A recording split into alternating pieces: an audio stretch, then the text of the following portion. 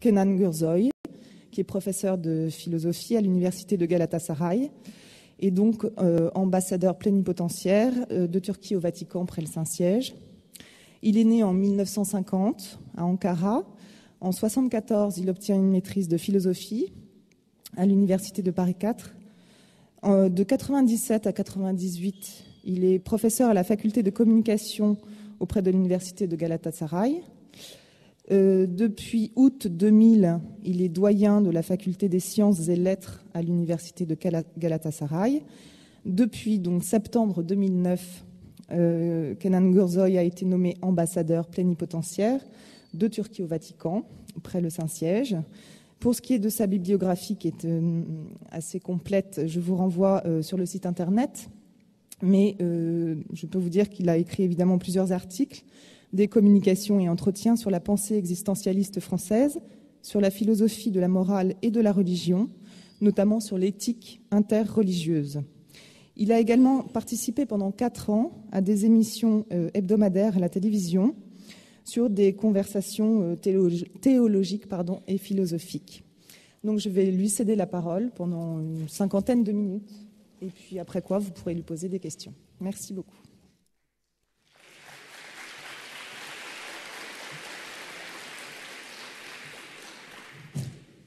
Mesdames et messieurs, bonsoir.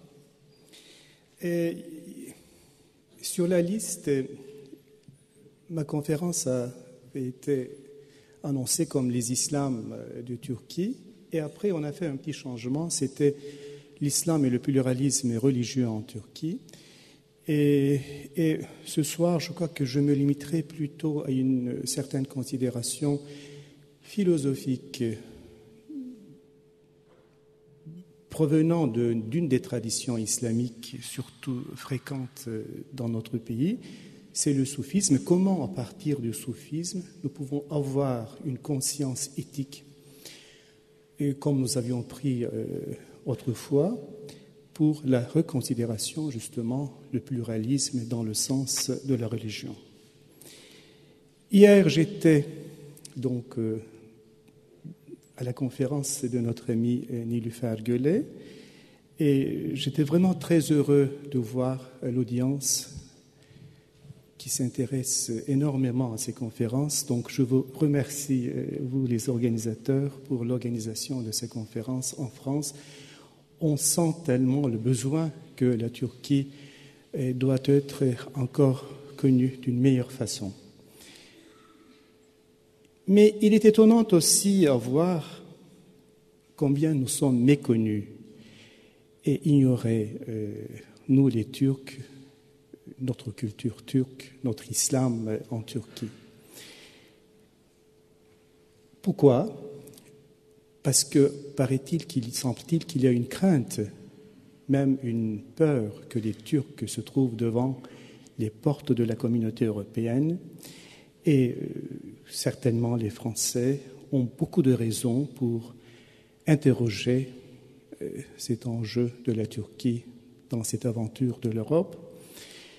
Et nous aussi, nous devons être prêts à vous répondre.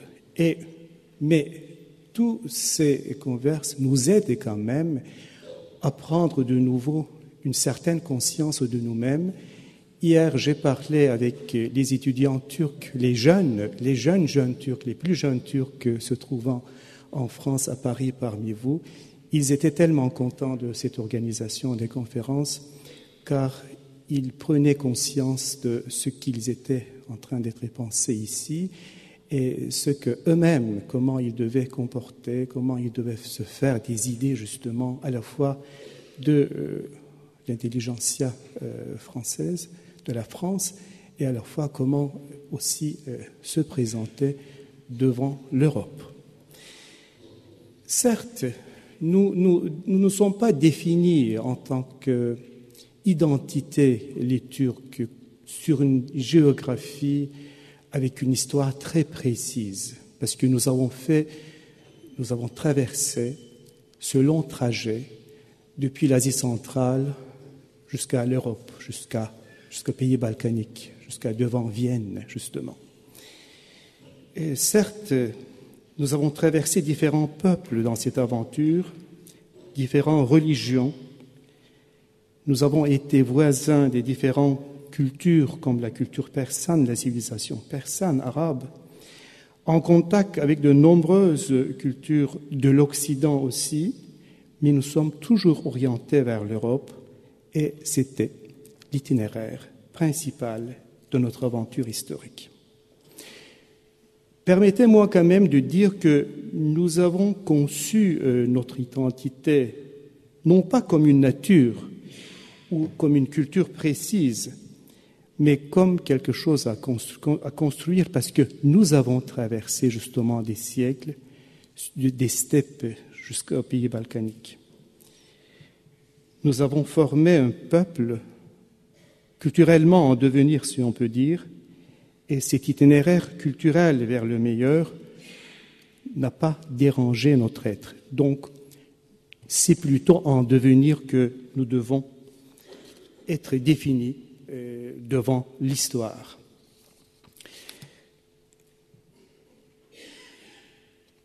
Donc, pour parler justement de mon sujet de ce soir, j'ai choisi un certain contexte qui est nos traditions même islamiques.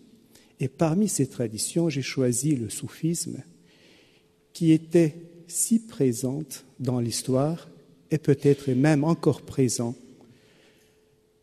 dans notre littérature, dans nos pensées, dans nos philosophies, de nos traditions, dans les philosophies traditionnelles que nous avons, dans la musique et dans beaucoup d'activités culturelles que nous sommes en train d'appliquer. Mais peut-être nous ignorons que la véritable source était justement le soufisme. Et je vais essayer aussi de créer quelques parallélismes avec cette démocratie que nous avons eue depuis Mustafa Kemal Atatürk, depuis le début du siècle, et même ces nouveautés, la modernisation de la Turquie depuis déjà du début du XIXe siècle, commencé par Selim III et Mahmoud II. Et Mustafa Kemal Atatürk, ayant fait sa grande révolution, nous a aidés justement de saisir au fond de nous-mêmes ce que nous avions en tant qu'une moralité, et ceci n'était pas sans rapport avec le soufisme. Mustafa Kemal lui-même, en faisant ce long trajet dans l'Anatolie depuis 1919, en faisant le congrès de Erzurum et faisant le congrès de Sivas, en passant justement des différentes villes anatoliennes, il a contacté aussi beaucoup de philosophes, sages, maîtres, soufis, et même à la première assemblée, le premier parlement turc avait comme second chef de parlement maître Mevlevit. Nous disons Mevlevit, ce que vous dites les Dervish-Turner actuellement.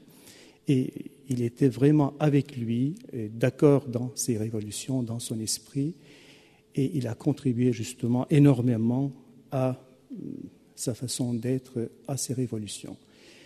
On peut citer aussi un autre nom qui s'appelle, ce nom est très connu en Turquie en tant que penseur, en tant que ministre de l'Éducation nationale, c'était Hasan Ali Yücel.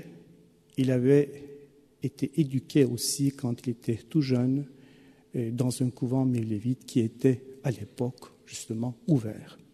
Donc ce n'est pas sans rapport que la révolution a été faite sans la considération que la révolution a été faite avec cette prise de conscience soufie. Certes, la prise de conscience démocratique avec Atatürk s'explique certainement en premier lieu par l'influence de la pensée occidentale et par la modernisation. Mais il y a là, en second lieu, une grande importance des caractéristiques historiques et sociologiques de la Turquie qui proviendraient des spécificités d'un certain islam turc qui lui servirait de fondement philosophique ou idéal pour la démocratie. Sous cet angle, on peut parler d'un islam à l'ottomane qui est peu orthodoxe, qui a su englober en lui une multiplicité de cultures différentes, en lui purifiant bien sûr des aspects animistes ou autres qui ne correspondaient pas avec celles des principes essentiels de la religion, mais sans briser surtout leur vivacité. Cet islam permettait donc les divergences, non dans l'essentiel certainement, mais dans des nuances pour comprendre ou pour vivre ce domaine extraordinaire de religiosité qui se voulait universel. C'est aussi sous cet aspect que nous pouvons considérer le maintien des bons rapports avec les autres communautés religieuses dans l'Empire ottoman. Mais peut-on trouver justement à l'intérieur de cet islam, à l'intérieur de cette application, une certaine philosophie provenant de la tradition même? Mais cette tradition donc permettait une analyse, une prise de conscience, une évolution dans la pensée. Nous devons essayer de saisir philosophiquement. Et à son tour, cette philosophie, pour ce soir au moins, devrait être dans le domaine de l'éthique, parce que c'est avec l'éthique que nous devons prendre conscience de la tolérance et de la multiplicité que nous devons faire régner dans notre pays de l'autrefois. Dans ce sens, le soufisme va nous servir à expliquer certaines choses. Nous savons que le soufisme a eu un impact exceptionnel dans le monde turc, sur la culture de ses élites intellectuelles et même des masses non éduquées, étant une réflexion non seulement mystique mais aussi philosophique, politique et sociale. Il se manifeste en même temps comme une éthique toujours en rapport avec la société islamique. Je parle du cas de la Turquie. Sans affirmer un profit pour la solitude, le soufi se sentait poussé à vivre en pleine société et à prendre part à ses activités, car il voulait remplir en quelque sorte un rôle de médecin pour guérir les plaies de la communauté, les plaies spirituelles et morales et même, pourquoi pas, sociales. Donc, considérant le soufisme, nous allons peut-être saisir quel était ce fond. Mais avant de commencer, j'aimerais bien faire les miennes, ces idées de Emmanuel Mounier, qui est un personnaliste français et qui disait « L'homme, tout en prenant conscience de soi et tout en se réalisant à travers la communication avec autrui, doit s'engager dans la réalisation d'une humanité et d'un ordre social où s'épanouiront les virtualités porteuses de valeurs. » Quand j'étais enfant, nous étions bien sûr sous l'influence de cette grande révolution kémaliste. Atatürk était ce héros de la modernisation, de la démocratie, de la République. Il l'est pour toujours d'ailleurs. Mais il nous avait montré comme cible d'attraper la civilisation contemporaine, la civilisation moderne. Semblait-il à l'époque qu'il n'y avait qu'une seule civilisation, représentée par l'Europe, par l'Occident. Mais maintenant, surtout quand j'ai regardé et j'ai assisté à la conférence d'hier soir, et aussi avant, bien sûr, quand j'ai vu les réactions possibles contre la venue de la Turquie dans la communauté européenne, nous avons compris, j'ai compris, la conscience intellectuelle turque a compris que nous sommes d'une civilisation différente. Alors pourquoi on nous avait tellement forcé à attraper cette grande civilisation unique, alors que maintenant, presque 90 ans plus tard, on nous parle des civilisations.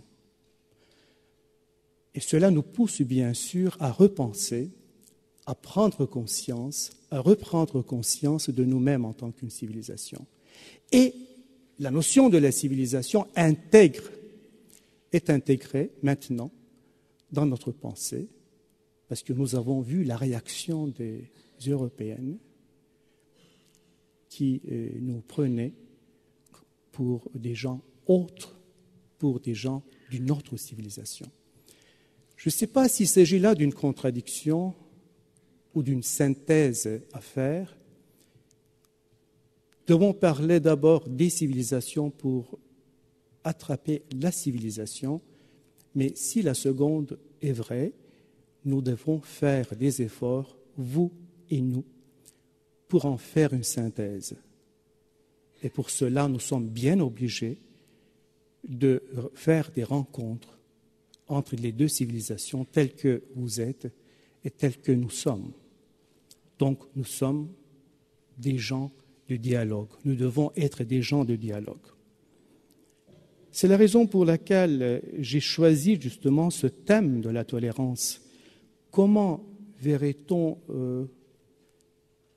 nous pouvons voir à l'intérieur de nos propres traditions la considération de l'autre. Partant de quelles idées, partant de quelles notions nous pouvons arriver justement à reconsidérer, à reconnaître cet autre. Et s'il s'agirait un jour d'être ensemble, ça doit être le même et l'autre sont ensemble. Donc, il faut que nous fassions un effort dans notre même, dans ce que nous sommes, dans nos traditions mêmes, pour la considération de l'autre, avec quelles idées, avec quelles valeurs nous devons le faire. Ceci dit, pour continuer à mes propos de tout à l'heure, et quand on nous a dit qu'il n'y avait qu'une seule civilisation, et quand on nous a montré que c'était la civilisation occidentale, il y avait quand même une certaine tragédie par rapport à la conscience turque.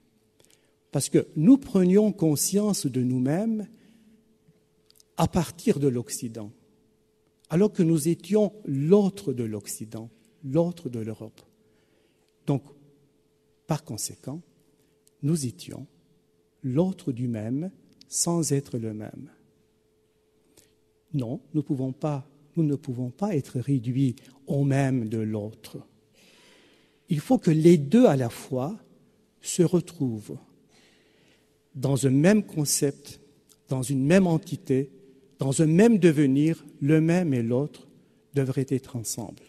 Peut-être ce refus, enfin, je dis refus, cette crainte de la Turquie en nous réduisant à une autre civilisation, nous donnera justement cette possibilité de reprendre conscience de notre même et notre autre, mais le même et l'autre à la fois.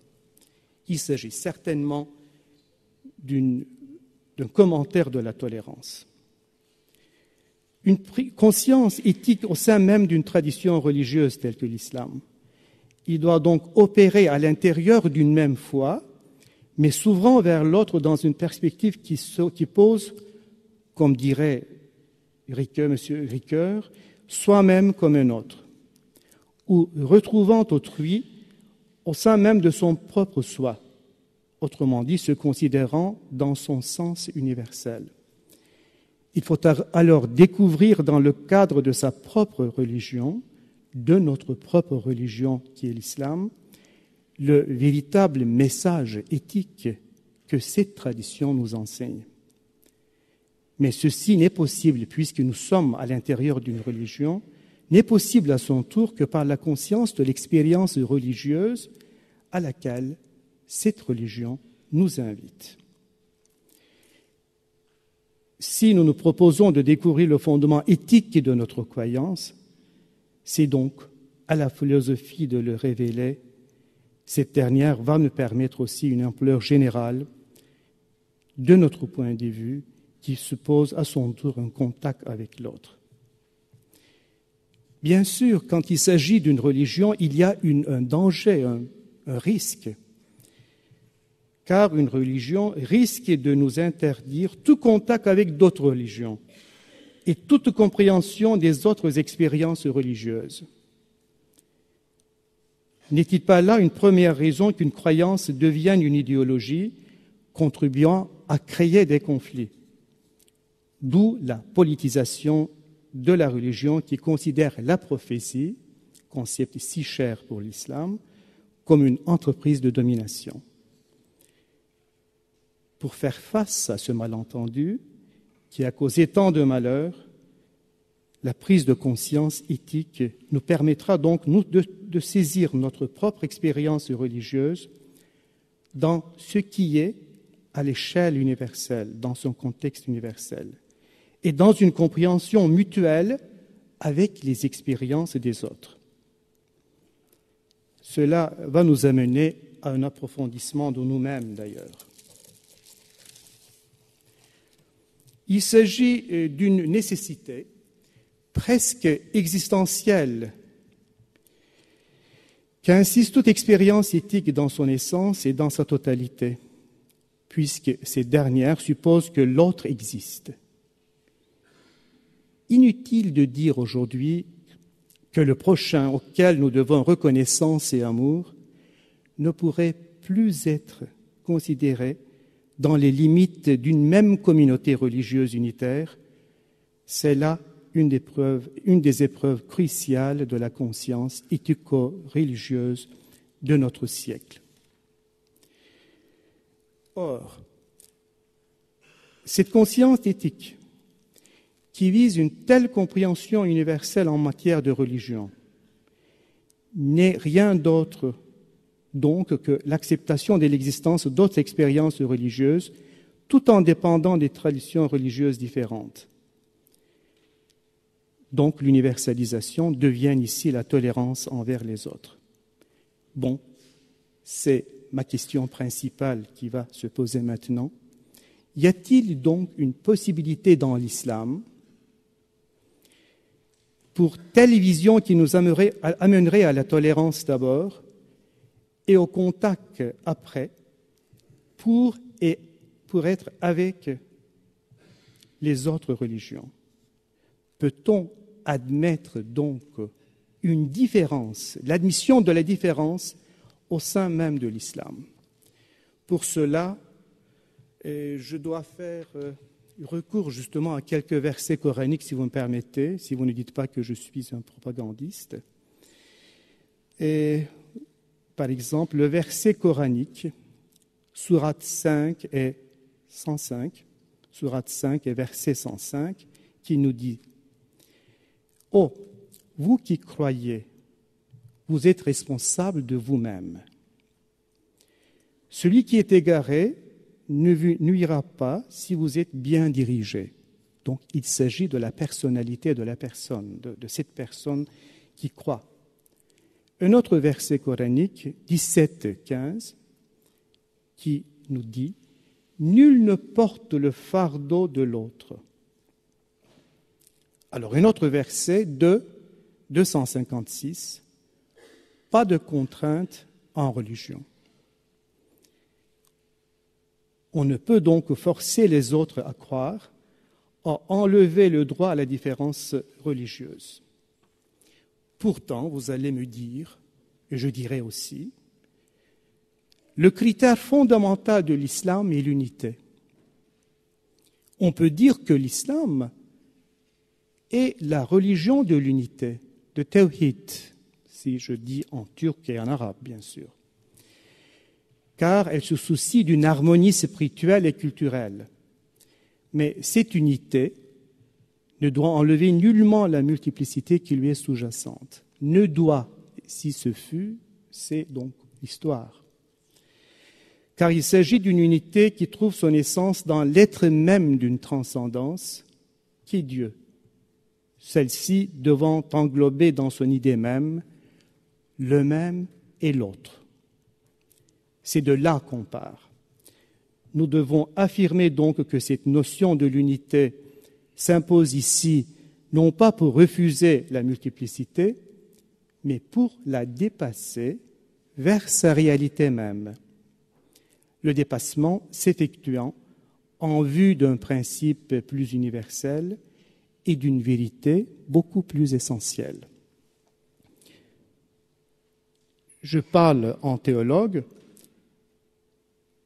Ce principe évoque d'une part Dieu dans ce qu'il est l'être nécessaire, dont dépend entièrement toute chose du point de vue de l'existence, et d'autre part l'unicité de tout ce qui a été créé, car c'est en elle que l'univers apparaît divinement.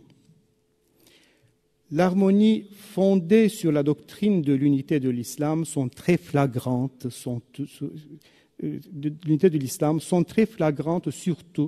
dans ce domaine extraordinaire de culture qu'est le soufisme, où une multiplicité de traditions et de coutumes spirituelles se sont retrouvées dans une continuité au sein même d'un universalisme assuré par cette religion de l'unité. D'où nous pouvons tirer l'idée de la tolérance. Et cette unité, qui est d'une importance capitale, donne aussi une certaine considération au statut des autres religions par rapport à l'islam. C'est là précisément l'idée de la tolérance, j'ai dit, car dans l'islam, il n'y a pas de distinction en ce qui concerne l'identité purement spirituelle des envoyés de Dieu. Et je sais que la prophétie et la notion de prophète est beaucoup plus important par rapport au christianisme dans l'islam. Et envoyé de Dieu, c'est autour de lui qu'une communauté se forme. Donc il n'y a pas de différence dans le domaine spirituel entre les différents envoyés de Dieu. Il y a une unité fondamentale de leur révélation. Puisqu'il s'agit d'une unité, ils affirment tous l'un. Tous les envoyés, tous les prophètes, que nous connaissons ou non leur nom, peuvent être donc considérés comme appartenant à une unité essentielle. On pourrait même dire qu'au premier moment de l'institution de l'islam, les polythéistes avaient quasiment découvert dans la foi des prophètes quelques fascinations qui intégraient leur divinité tribale à l'universel.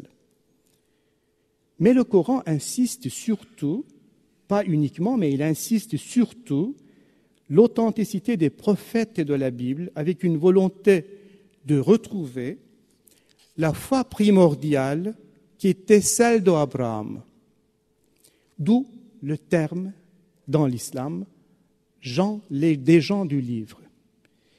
Si nous avons des amis avec nous ce soir, qu'ils me permettent la prononciation, parce que c'est à la turque, Ehl Kitab, gens du livre, en parlant des juifs, des chrétiens, avec qui le Coran nous a conseillé de ne disputer que d'une meilleure manière, dans le verset 1625. Mais je vais citer quand même deux versets encore. Dites, nous croyons en ce que l'on a fait descendre vers vous et en ce que l'on a fait descendre vers nous, vers vous et vers nous. Votre divinité et notre divinité sont une et nous lui sommes soumis. C'est 29-46. Et un autre verset, c'est le 236. Dites, nous croyons en Dieu, à ce qui a été révélé, à Abraham, à Ismaël, à Isaac, à Jacob et aux tribus, à ce qui a été à Moïse et à Jésus, à ce qui a été donné aux prophètes. Donc le nombre est infini, ou alors le nombre est indéfini. Ce qui a été donné aux prophètes de la part de leur Seigneur, nous n'avons de préférence pour aucun d'entre eux. Bien sûr, il s'agit là d'une considération doctrinale qui base certainement, qui est base de la tolérance envers les autres religions. Mais ceci n'est pas suffisant. Alors, c'est le soufi qui arrive pour l'intériorisation de ce principe de la tolérance, qui se révèle comme une attitude individuelle, subjective, et qui ne se limite pas au niveau doctrinal pour devenir un état conscient vécue en tant qu'une expérience religieuse. C'est avec le soufisme, il s'agit de demander qu'en est-il de l'homme existentiel. C'est là, justement, le propre du soufisme. En partant de l'aspect général de la doctrine, nous arrivons au plan existentiel ou individuel. Et le soufi est le prototype même de ce croyant qui essaie de dépasser le seul conformisme défini par le simple sentiment de devoir. Il essaie de dépasser ça individuellement dans ses profondeurs, sachant que les dogmes ne jouent que le rôle des aspects extérieurs, le rôle d'une écorce, tend à un approfondissement de son propre être qui est le lieu de dévoilement du sens profond de la révélation. En quelque sorte, il cherche un Coran vécu dans le profond de son être, tout en considérant les formes extérieures comme des moyens de réalisation et des points d'appui, pourquoi pas des symboles. Il reste à dire que le soufi ne se limite pas à une expérience mystique, mais vise à une perfection éthique, morale, aussi bien dans sa vie individuelle que sociale.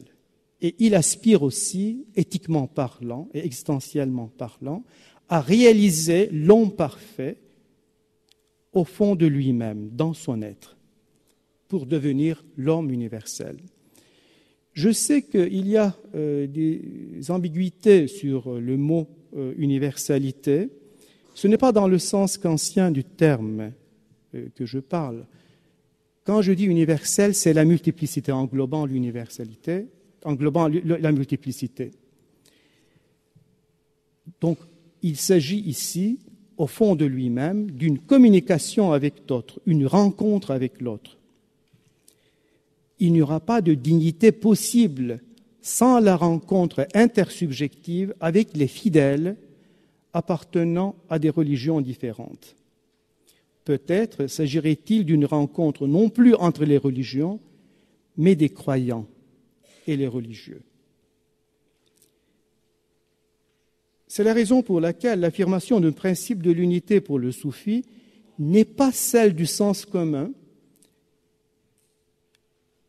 qui confirme dans son aspect extérieur cette affirmation, et suivant au pied de la lettre les commandements prescrits. Non pas celle des gens de la science, c'est-à-dire des théologiens, dont les affirmations se fondent essentiellement sur des démonstrations, mais prises dans toute sa spiritualité en tant qu'une réalisation personnelle. L'idée de l'unité chez les soufis nous amène à créer un parallélisme avec la connaissance du prophète, dirait notre professeur français Roger Deladrière, en se basant sur la théorie d'Ibn Arabi. Il disait ça. La connaissance du prophète était donc totalement parfaite. La connaissance du multiple séparé de l'un, la connaissance de l'un séparée du multiple, et la connaissance simultanée et englobante de l'un et du multiple. Excusez-moi de ces considérations philosophiques. Dans le soufisme, aussi bien dans l'islam en général, la conception de l'homme occupe la place plus importante, car toute création prend sa valeur par rapport à lui. Il est souvent représenté dans le soufisme comme le résumé, le couronnement de tout ce qui procède à lui dans la création. Il est l'unité de tout ce qui existe. Il s'agit ici d'une découverte dans sa propre expérience personnelle de l'homme, d'une universalité, d'une rencontre avec les autres, qui provient du fait que cette expérience n'est qu'une recherche d'aboutissement à la véritable dignité humaine. C'est donc une rencontre avec les autres, c'est la tolérance, mais une ouverture nécessaire, existentielle, vécue sur le plan éthique. L'autre ou autrui m'est donc nécessaire pour que je reconnaisse l'universalité dans mon expérience et pour que je l'identifie comme la mienne, il faut que cette pluralité existe. L'important peut-être pour un soufi, c'est de retrouver l'essentiel derrière les apparences, l'un derrière le multiple, et le même par l'intermédiaire de son autre. Il y a quelque chose à apprendre de ces soufis pour aujourd'hui, mais ce n'est surtout pas rester prisonnier ni du multiple, ni non plus de la couleur, mais de dépasser ce stade pour y redécouvrir la vérité essentielle. Là, je viens à un philosophe, à un penseur, à un soufi de XIIIe siècle, dont nous avons fêté il y a 2 ans, 800e anniversaire avec UNESCO. Et je viens de fêter à Konya, j'étais un des conférenciers le 30 septembre, 802e anniversaire, 802 années de sa naissance. Mevlana Jalaluddin Rumi, qui était le fondateur des Dervish Tourneurs, de l'ordre des Dervish Tourneurs, il nous apprenait que la couleur représentait l'existence apparente, le phénomène par opposition à l'existence absolue et inconditionnée. C'est lui qui parle. Il y a une voie qui va de la multiplicité de couleurs, disait, à l'absence de toute couleur, mais de la multiplicité à l'absence de toute couleur. La couleur est semblable au nuage et l'absence de couleur est une lune. Quelque lumière ou splendeur que vous aperceviez dans les nuages, sachez qu'elles proviennent des étoiles, de la lune et du soleil. Et il disait aussi cette phrase extraordinaire qui nous étonne d'ailleurs. Il disait, en tant qu'un religieux même, depuis que l'absence de la couleur, c'est-à-dire la pure unité, est devenue captive de la couleur, le monde phénoménal, un disciple de Moïse est entré en conflit avec un autre disciple de Moïse. C'est le monothéisme qui est cité là. Et encore étonnant, quand vous parvenez à l'absence de couleur que vous possédiez à l'origine, Moïse et Pharaon sont en paix l'un avec l'autre. L'aspiration à l'absence de couleurs ne doit pas être considérée dans le soufisme comme un refus des couleurs qui sont en même temps des particularités phénoménales, mais comme un perfectionnement de notre intérieur qui nous ouvre vers la compréhension dans ces particularités, tout en les rendant transparentes à l'absolu. Donc, dans la couleur même, en la rendant transparente, il faut saisir l'absolu. On peut très bien appliquer ceci à la pluralité des consciences, des croyances, qui proviennent donc d'une origine divinement unique.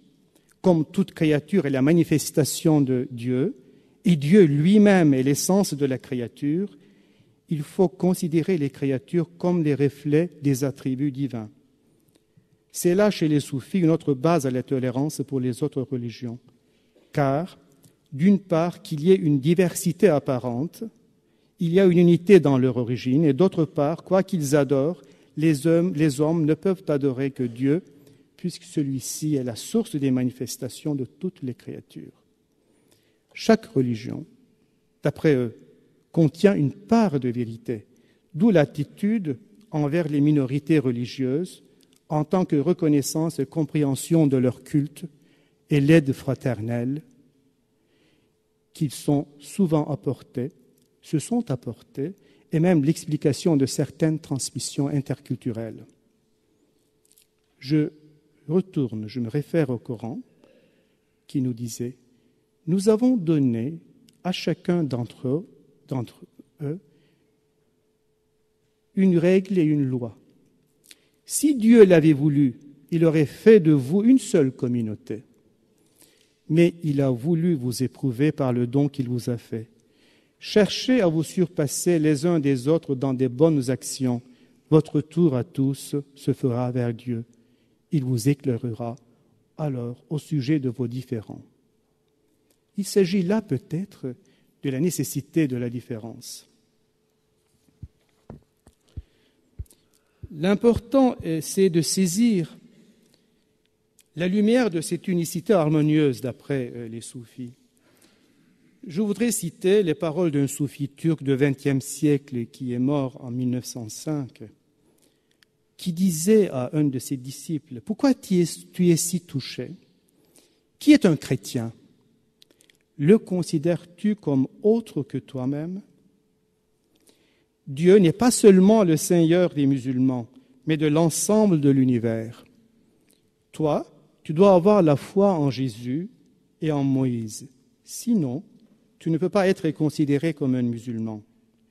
Ne prends aucune chose en dehors de la vérité divine. Voilà le mystère de l'unicité. Deux points, la multiplicité dans l'un et l'un dans la multiplicité. » Voilà.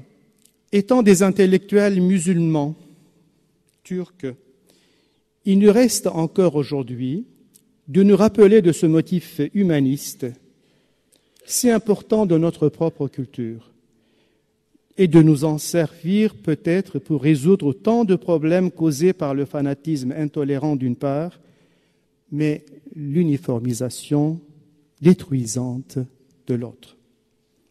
Car c'était là une certaine synthèse éthique de notre propre univers culturel, je veux dire de turc, qui englobait à la fois l'un et le multiple, le même et l'autre. N'était-il pas dit aussi dans le Coran: « Et parmi ces signes sont la création des cieux et de la terre, et de votre diversité, de langue et de couleurs. » En vérité, là, il y a des signes pour tous les hommes. Peut-être, je vais terminer bientôt, peut-être l'histoire et la pensée réflexive de la Turquie pourrait servir comme une des expériences fondatrices, pourquoi pas pour l'Europe. L'épreuve de la différence, la Turquie l'a faite depuis 2 siècles. Elle regardait l'Occident, mais elle n'était pas occidentale.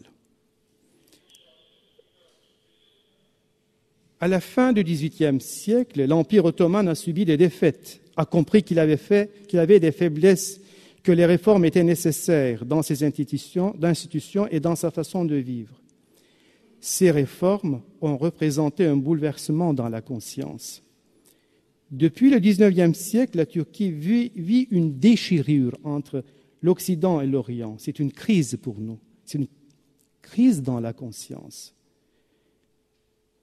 Aujourd'hui, il est possible d'en tirer des leçons pour le futur et pour l'Occident, pourquoi pas. L'Europe peut en effet comprendre, grâce à l'exemple turc, ce que signifie la rencontre entre l'Orient et l'Occident. Le va-et-vient permanent entre l'Orient et l'Occident, nous avons vécu avec une grande souffrance psychologique, existentielle, sociale et individuelle. C'était donc vécu d'une manière existentielle. Ceci est omniprésent dans la littérature et la poésie turque. Il marque même la conscience turque d'aujourd'hui. Il est certainement indispensable de faire des synthèses, de rencontres de civilisations pour saisir dans les langues, dans les littératures, quelque chose d'universel qui pourrait nous servir de la rencontre. Cela n'est possible par cette voie qui est la rencontre, justement. L'Europe, qui donna tant d'importance à la culture, a les moyens d'assumer cette différence et cette rencontre avec l'Orient et l'Occident. Donc, je pense que le dialogue culturel auquel nous aspirons, lui, est l'essentiel sur Terre. Je parle en philosophe. Les hommes politiques, les idéologues, les historiens ont besoin de la philosophie. Quand on fait de la rencontre du même et de l'autre, on perd justement ces conditionnements idéologiques. Il s'agit de construire un discours, donc faire de la philosophie sur l'autre. L'autre est là, il a besoin d'être reconnu comme conscience. Nous sommes là, nous avons besoin d'être reconnus comme conscience. comme culture et comme histoire. Ce n'est pas une question d'économie ni de géopolitique. Ils existent bien sûr, mais être reconnu. Pour cela, il faut être reconnu comme égal et la reconnaissance est essentielle.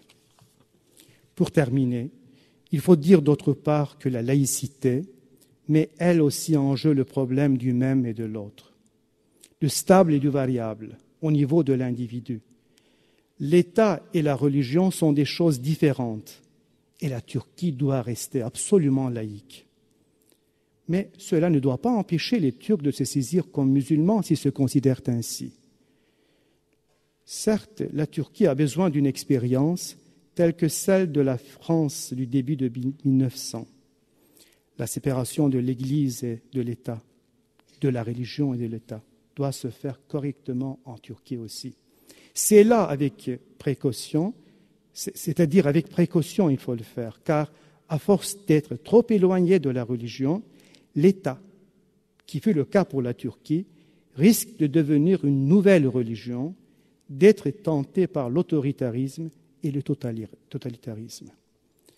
Quand la religion devient une idéologie et perd sa transcendance, l'État risque de devenir totalitaire. Avec le modernisme turc, les Turcs ont déjà souffert de ces dérives. La laïcité doit donc être une reconnaissance de la religion à condition que celle-ci prenne conscience d'elle-même sous une forme éthique et avec ses valeurs universelles. Merci.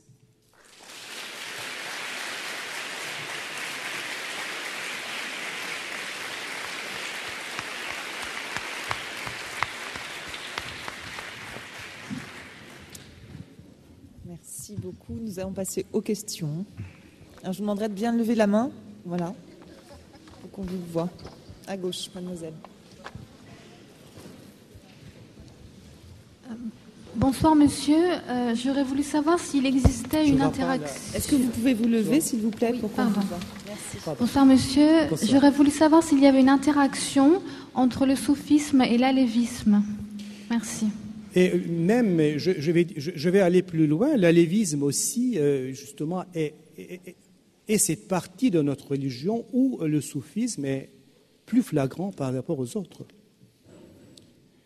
Mais est-ce qu'ils se considèrent ainsi ?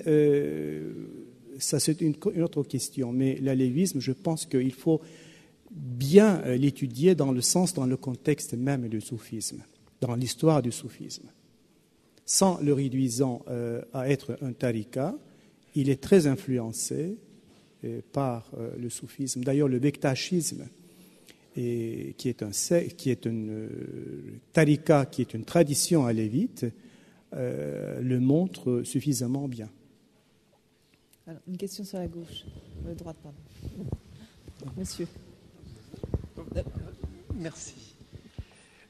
Oui, la Turquie est membre de l'Organisation des États islamiques et à ce titre, elle a souscrit à la Convention des droits de l'homme islamique. Cette Convention des droits de l'homme énumère un certain nombre de libertés, pratiquement les mêmes que celles que nous connaissons, mais le dernier article stipule que l'application de ces droits doit se faire en fonction de la charia. La charia, c'est deux parties, le Coran et la tradition. Dans le Coran, il y a effectivement les gentils versets que vous avez signalés, et ils sont effectivement magnifiques. Point de contrainte en matière de religion, nous sommes tout à fait d'accord. Mais comme vous le savez, il y a d'autres versets. Et le problème, il est avec les autres versets, notamment les versets de la sourate numéro 9, dite le repentir, où vous trouvez des versets qui sont carrément hostiles, et violemment hostiles aux autres religions dites du livre, les juifs, les chrétiens et les autres polythéistes, puisque pour un musulman, le christianisme est un polythéisme. Donc, comment voyez-vous la synthèse que vous avez évoquée tout à l'heure entre les droits de l'homme islamiques et les droits de l'homme et la Déclaration universelle des droits de l'homme ? Et comme vous avez évoqué votre fonction au Saint-Siège, ou Madame a évoqué votre fonction au Saint-Siège, qui est tout à fait essentielle, notamment pour le dialogue entre les religions, je voulais vous poser une autre question plus précise. De quelle liberté jouissent les religions chrétiennes en Turquie, notamment pour ce qui est de faire connaître leur religion chrétienne? Ce n'est pas du prosélytisme, parce que je sais que le prosélytisme est banni dans l'islam, simplement pour faire connaître leur religion, pour l'enseigner, créer des séminaires, le cas échéant. Voilà, ce sont mes deux questions. Oui, tout d'abord, je dois vous répondre non pas en tant que politologue, historien, anthropologue ou sociologue, mais en tant que philosophe. Il faut que nous fassions des commentaires et des études très profondes dans le contexte même de la philosophie sur notre propre texte sacré. Et je crois que cela va nous ouvrir des voies extraordinaires, pas seulement pour se renouveler dans ce qui est dans ses propres croyances, mais pour donner quelque chose aussi qui pourrait aider à la réflexion générale sur la religion, sur des religions, sur la divinité, sur la religiosité, sur l'expérience religieuse. Il est sûr que nous avons des problèmes à cet égard. Nous n'avons pas fait des exégèses, nous n'avons pas fait de commentaires, surtout des commentaires appartenant à notre siècle, mêlés de la philosophie générale, universelle, mêlés de la philosophie occidentale et tout ça. Mais actuellement en Turquie, il y a une grande attention justement à cette conscience de son propre passé, de ses propres sources, et aussi une considération de ses sources religieuses. Par exemple, Madame a dit, j'ai fait un programme à la télévision dans cette émission, nous avons discuté depuis 4 ans. Nous avons discuté parce que l'émission est terminée la semaine dernière. Les théologues et les philosophes sur des sujets très intéressants, sur des concepts justement. Et parmi ces sujets, il y avait un thème très intéressant qui a duré 3 ou 4 semaines où nous avons fait notre erreur. Bien sûr que nous avons fait des erreurs dans l'histoire. Et depuis le XVIe siècle, nous sommes aussi dans la chute. Et par rapport à la réflexion philosophique, par rapport aux sciences, il faut bien le reconnaître. Et en ce qui concerne les droits de l'homme, je pense que les droits de l'homme sont les mêmes universellement dans le monde entier. Peut-être qu'il faut faire un nouveau commentaire de Sharia en fonction de ces droits de l'homme qui sont universels. Ça va nous permettre aussi de reconsidérer l'universalité de notre propre religion. Et pour ce qui est de la tolérance envers les autres religions existantes en Turquie, et comme vous savez certainement, depuis Lausanne, c'est justement la grande conférence qui a fondé en quelque sorte juridiquement et politiquement notre État, et on a reconnu l'existence des Juifs, des Arméniens et des orthodoxes, parce qu'ils étaient déjà existants au sein de la communauté, de la grande communauté ottomane. Nous les avons appelés des millettes pendant l'Empire ottoman, et ils ont eu ce droit justement d'avoir leur fondation, leur enseignement. Est-ce que nous n'avons pas des problèmes à cet égard? Bien sûr, vous les connaissez tous. Mais actuellement, sans être membre justement de cette organisation, mais je vais parler de l'État et du gouvernement, et le gouvernement fait tout son possible pour améliorer les conditions. Mais Lausanne, si cette conférence est bien interprétée, je crois que nous allons résoudre tous les problèmes dans les temps qui arrivent. Pardon. J'ai laissé une question sans réponse? Non? Bon. Monsieur derrière. Bonjour. Bonjour. Vous avez parlé donc de la tradition démocratique en Turquie. Et étant d'origine arménienne, il m'est difficile de vous croire du fait que depuis plus de 90 ans, le génocide arménien n'a pas été reconnu et qu'il y a une organisation négationniste d'État avec ses budgets, ses ministères qui, justement, essaie de construire une non-existence du génocide arménien et que aussi les églises arméniennes en Arménie, historique, occidentale, j'allais dire, historique, l'État est très délabré des églises arméniennes, qu'ils ont servi pendant des années comme exercice de tir de l'armée turque. Et comment vous croire, lorsque le nouveau régime a été établi, que les anciens criminels jeunes Turcs ont eu des fonctions importantes dans le nouveau gouvernement? Des fonctions importantes, comme si l'Allemagne, aujourd'hui, qui aurait été nationaliste, aurait donné des fonctions importantes aux anciens criminels nazis. Comment vous croire, cher monsieur, avec les belles phrases philosophiques que vous avez dites, comment vous croire, peut-être vous, peut-être, mais j'ai des réticences pour le gouvernement actuel. Merci. Oui, mais je ne peux pas parler au nom du gouvernement comme vous allez bien comprendre. C'est une question à eux, mais considérons quand même les bonnes évolutions qui se réalisent actuellement. Et que chaque fois que je viens en France, chaque fois que je donne une conférence justement parlant justement de cela sur la philosophie et tout ça, je ne suis qu'un philosophe, en plus qu'un pauvre philosophe, donc qui n'a pas d'autre possibilité de réflexion par rapport à la philosophie. On me demande ces questions. Je crois que cette question est posée aussi à tous les conférenciers ici. Et nous sommes toujours considérés comme, pas seulement comme des Turcs, mais comme des têtes de Turcs à cet égard. Pourquoi vous ne considérez pas les belles choses qui se réalisent? J'espère que tout va s'améliorer dans le meilleur.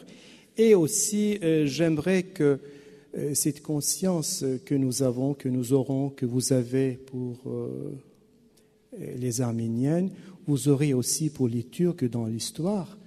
Quand ils ont été chassés des pays balkaniques, ils ont souffert. Ils ont souffert aussi en 1920, quand l'armée russe est entrée avec, malheureusement, les officiers. Je ne veux pas continuer sur le sujet. Vous avez déjà posé votre question et je vous ai répondu. Merci. On va prendre une question en haut. Bonsoir. Bonsoir. Je n'ai aucun doute sur votre probité intellectuelle, je n'ai aucun doute sur tout ce que vous avez développé comme point de vue.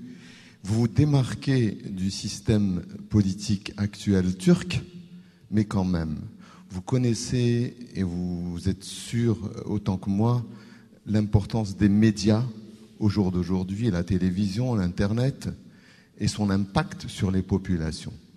Au jour d'aujourd'hui, vous n'êtes pas sans ignorer, malgré tout le respect que l'islam a des religions du livre, des chrétiens, des juifs, qu'il y a une série télévisée aujourd'hui qui a cours en Turquie, qui est proprement antisémite.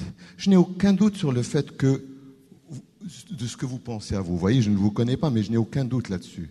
Mais quand même, le propre d'un intellectuel, c'est de s'engager et de dénoncer fortement ce type de dérive qui a lieu parce qu'elle est porteuse de violence, pas seulement contre les juifs d'ailleurs, contre toutes les minorités qui peuvent aussi s'exprimer. Voilà, je voudrais que vous engagiez sur ça et c'est quelque chose qui est très d'actualité aujourd'hui. Oui. Je suis sûr que vous êtes au courant. Mais d'une manière générale, considérant la question sur les Juifs, est-ce que vous pensez que les Juifs en Turquie, dans les frontières de l'Empire ottoman, ont si souffert? Pas du tout. C'est donc le propre. Je crois qu'il faut considérer par rapport à notre histoire depuis le XVe siècle que la communauté juive est tellement bien accueillie et tellement bien gardée par rapport aux autres pays du monde d'ailleurs. Ça, il n'y a pas de doute à cet égard, n'est-ce pas? Et l'acceptant ceci, bien sûr, s'il y a des choses qui ne vont pas, on doit faire l'État doit faire, nous pouvons faire en tant qu'intellectuels tout ce qui est nécessaire. On va prendre encore 2 questions pour poursuivre le débat en dehors de la salle. Madame d'abord et monsieur après. Bonsoir, je voudrais déjà vous remercier pour votre discours réconfortant. Ça fait chaud au cœur. J'ai 3 petites questions. Donc, une certaine partie de la population turque qui est très admirative de l'Occident n'a-t-elle pas oublié son identité et son passé historique? Deuxième question. Je n'ai pas compris très bien cette question. Une certaine partie de la population turque, surtout les intellectuels, plus occidentalisés par rapport aux autres parties de la population, qui étaient très admirative de l'Europe et de l'Occident, cette partie de la population n'a-t-elle pas oublié son passé historique et son identité? La deuxième question, le soufisme, j'apprécie beaucoup. Je suis en train de lire le livre de Elif Shafak. Mais malheureusement, la grande masse de la population turque n'a pas accès à ce savoir. Et l'interprétation de la religion par la masse n'est pas du tout en phase avec le soufisme. Deuxième question. Et la troisième question, qui est un peu une question légère, Mevlana est-il turc ou perse? C'est parce qu'on se dispute tout le temps. Mevlana n'était ni perse ni turc, Voilà. Il était universel, il était pour tout le monde, à la fois pour les Français et pour le monde entier. Mais l'ordre mevlévite et la tradition mevlévite qui a fait suite justement à ce grand philosophe était quand même de caractère turc. La poésie est partagée avec les Persans, c'est d'ailleurs en persan qu'il a dit ses poèmes, qu'il a écrits. Mais aussi la culture mevlévite dans la musique, dans la poésie, dans les commentaires et tout ça, c'était bien à la turque. C'était même dans les frontières, dans les anciennes frontières de l'Empire ottoman. Est-ce que la majorité est au courant de cette attitude soufie? Et je pense que de plus en plus, le livre que vous êtes en train de lire d'Elif Shafak en fait la preuve, parce que je crois qu'actuellement, depuis 8 mois, et en tant que roman, il est le plus lu de la Turquie, un des plus lus de la Turquie. Est-ce que les intellectuels occidentalisés, ils ont oublié la Turquie? Ils n'ont pas oublié, bien sûr. Il faut considérer une chose, il ne faut pas accuser les gens. Mais nous avons fait une grande révolution. C'était vraiment un tournant de l'histoire pour nous, c'était très important. Et nous avons fait un grand pas dans la modernisation. Nous avons commencé à le faire depuis déjà le 19e siècle. Et nous étions bien obligés de donner un but différent par rapport à la tradition qui était déjà très dégénérée. Donc, il faut bien comprendre qu'au début de la révolution kémaliste, nous avons eu quelques indifférences par rapport à nos propres traditions, à nos propres philosophies. C'est maintenant en nous. Je suis né en 1950. C'est ma génération, je crois, qui a commencé à s'occuper de ce genre de choses. Nous essayons de saisir la musique, notre musique traditionnelle que nous appelons la musique classique aussi, notre poésie de divan, de la littérature ancienne, des lettres classiques de la Turquie. Nous essayons de redécouvrir la philosophie islamique qui a fait suite justement à la philosophie aristotélicienne, aux grandes traditions de théologie. Tout cela sont très chers pour nous. Mais il faut quand même comprendre qu'au début de notre révolution, ils avaient raison, c'était bien légitime aussi, de se tourner un petit peu vers l'Occident. Et ils avaient raison. Ils avaient raison. Pardon. Non, monsieur. Dernière question. Moi, ça sera une question très courte. J'ai beaucoup apprécié votre conférence. En fin de compte, c'est du bon sens que vous dites. L'ouverture vers l'autre, la tolérance, c'est vraiment du bon sens. La question que je me pose, quand on parle de pluralisme, on a l'air d'oublier, pas seulement dans le cas de la Turquie, on a l'air d'oublier le courant athéiste. C'est absolu. Comme si l'athéisme n'existait pas, comme s'il y avait des gens qui n'étaient pas athéistes. Et la question que je vous pose, c'est y a-t-il une sorte de dialogue ou de possibilité de rencontre entre votre courant et un courant athéiste? Je ne représente pas un courant, mais je fais une référence à une tradition qui était inhérente à notre propre culture. Et je crois que ceci est possible aussi dans le sens même que l'athéisme devient une église. Ceci n'est possible que si l'athéisme est une église. Et c'est comme ça qu'on peut avoir des relations. Mais est-ce qu'un soufi, posons la question à un soufi, est-ce qu'un soufi rejetterait un athée? Et donc tout de suite, Mevlana Jalaluddin Rumi, il nous dit, pour lui aussi, viens. Et en ajoutant, notre couvent n'est pas un couvent de désespoir. Viens, que nous soyons tous ensemble. Si nous considérons Mevlana Jalaluddin Rumi, mais si nous considérons aussi notre fameux poète du XIIIe siècle encore, Yunus Emre, et nous avons des traductions maintenant en français, il dit « Il n'est pas de bonne religion, de bonne croyance, s'il ne considère pas 72 nations avec un seul œil. » Donc regardez avec l'unité, englobant cette unité, les autres aussi. Eh bien, Monsieur Gurzoi, merci beaucoup.